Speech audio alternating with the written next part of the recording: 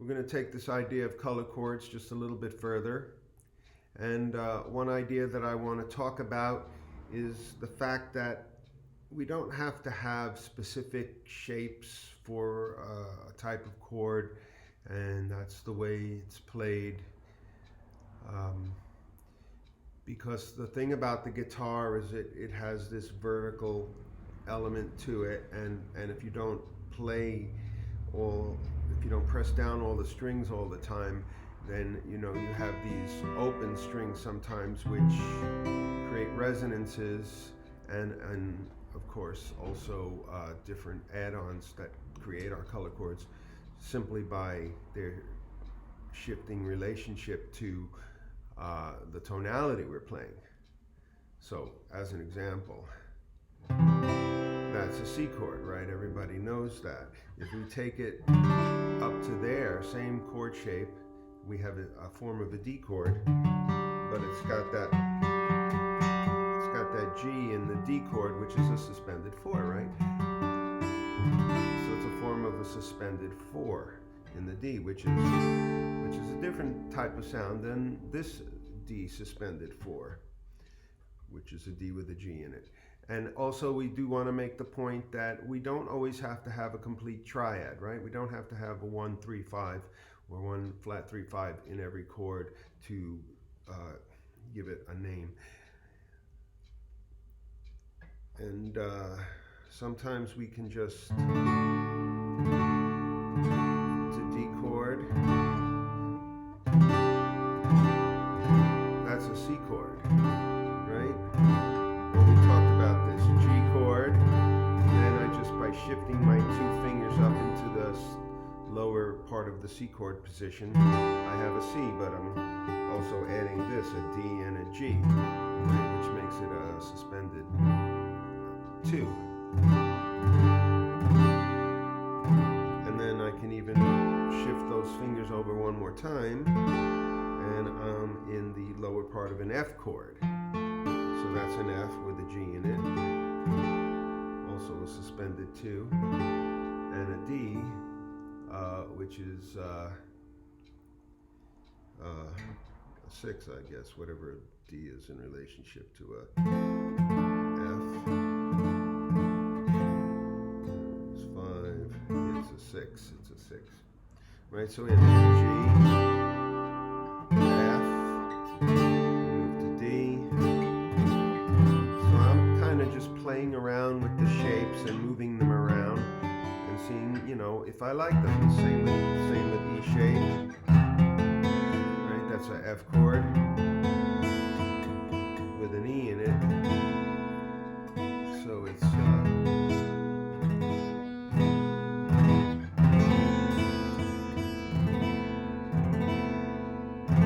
and I can do the same. G, F, E. It's an A chord with suspended 2. I can move that up to a B and a C and a D. I'm just moving the same 2 notes up, completely changing the sort of relationship of the tones through the open strings and making those different sounds if you like those sounds. And one other thing I just wanted to touch on that we talked about, we played around with this chord, which is just I'm pressing down the 3rd string on the 2nd fret and the 2nd string on the 2nd fret. Right? We talked about that chord being a D major 7 and a suspended 2, right? Because I have a D and then I have an A. Now here I have the C sharp, which is the major 7, and the E, which is suspended 2, right? So D suspended, D major 7 suspended 2, and but then it's also a form of an A, right? If I take A really and I just pull this pull this E down, and I have an A with a D in it, which is a suspended 4, right? Same if I play this A, and I put the D in here, that's a more conventional A suspended 4, right? But then that's also an A suspended 4.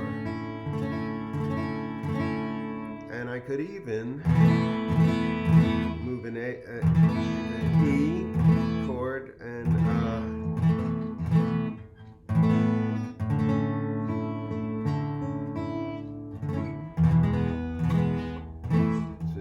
E with a 6 and a suspended 4, suspended E suspended 4, 6, flat 7. Right? What I'm trying to say is it could actually be a form of an E chord too. You know, it really depends on the tonality that you're trying to, you know, work with. So same shape, 3 different chords. And I'm sure we could make other chords, just call them something different by the arrangement of the tone and what we're considering to be the root of the tone. But the root of the chord doesn't even have to be in it necessarily. So I hope you understand what I'm getting at, but I'm not trying to overcomplicate it, but the point I'm trying to make is, you know, you can play around with chords, you can play around with sounds and see what you like, and it doesn't have to be a specific chord shape for a specific chord. Right? And that makes the guitar very sort of interesting and free instrument. Okay, so now we're going to move on now to the next topic that we're going to discuss, which is bass lines. And that means that sometimes we don't have to emphasize the chord as the main movement of the way that we're playing, but we can emphasize the bass line. So the most common use of bass line is alternating bass line, as in this key of C chord. Right, moving just from the C to the G. Right? That's the most common alternating bass line. And we also have the boogie woogie bass line. So I'm in the key of A here, and I'm going to go.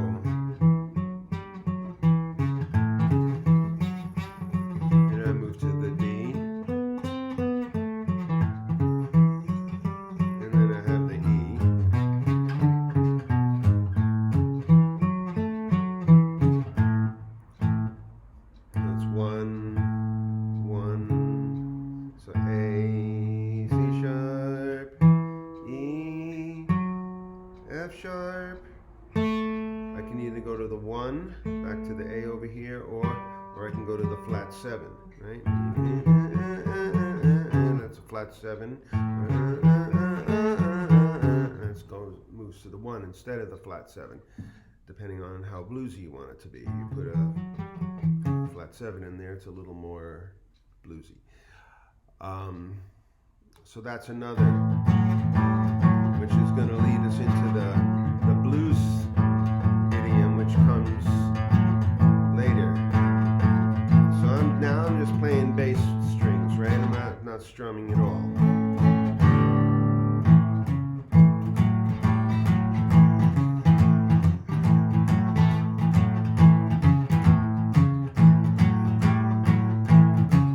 So that's a much more sort of idiomatic way of playing, right, rather than a generic way of playing an A chord. If you want to have a more of a boogie sound or a bluesy sound.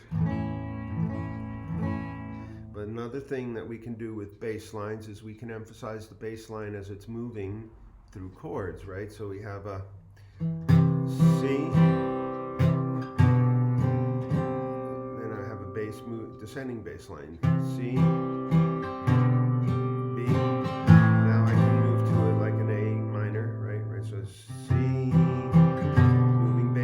descending to a B, to an A minor, and then I can even go to the G and to a D. The way I'm playing that D is instead F sharp over here on the top, I'm putting my F sharp on the bottom. And I have actually my finger here on the flat 7, so it's just a D flat 7 chord.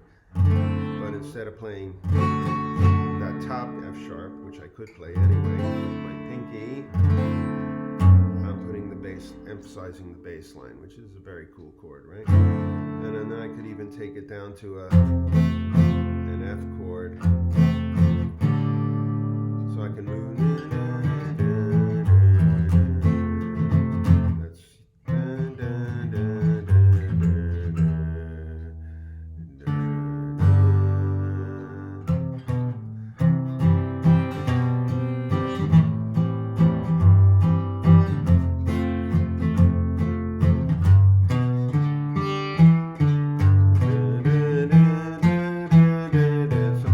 Sometimes if I'm in the key of C, I do that turnaround in G, right, my 5 chord, and I just give it that kind of bass line instead of strummy thing. Right, so that's going to be not for this coming Thursday, but for the following Thursday, we're going to start thinking about how to incorporate bass lines, and we'll talk about that this Thursday. Okay. I think that's enough for now. Happy strumming.